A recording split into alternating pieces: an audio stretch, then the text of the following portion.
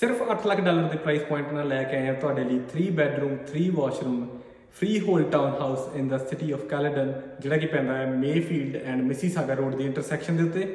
ਇਹਦੇ ਵਿੱਚ ਤੁਹਾਨੂੰ 2 ਸੈਪਰੇਟ ਯੂਨਿਟਸ ਮਿਲ ਜਾਣਗੀਆਂ, ਇੱਕ ਤੁਹਾਡੇ ਵਾਸਤੇ, ਇੱਕ ਤੁਸੀਂ ਰੈਂਟਲ ਕਰ ਸਕਦੇ ਹੋ ਪੂਰੀ ਦੀ ਪੂਰੀ। ਦੋਨੇ ਯੂਨਿਟਸ ਦੀ ਆਪੋ ਆਪਣੀ ਐਂਟਰੈਂਸ ਆ, ਦੋਨਾਂ ਯੂਨਿਟ ਦੇ ਵਿੱਚ ਕਿਚਨ ਮਿਲ ਜੂਗੀ ਤੁਹਾਨੂੰ, ਦੋਨਾਂ ਦੇ ਵਿੱਚ ਆਪੋ ਆਪਣੀ ਲਾਂਡਰੀ ਆ, ਸਾਰਾ ਕੁਝ ਟੋਟਲੀ ਸੈਪਰੇਟ ਆ ਤੇ ready to live in state ਦੇ ਵਿੱਚ।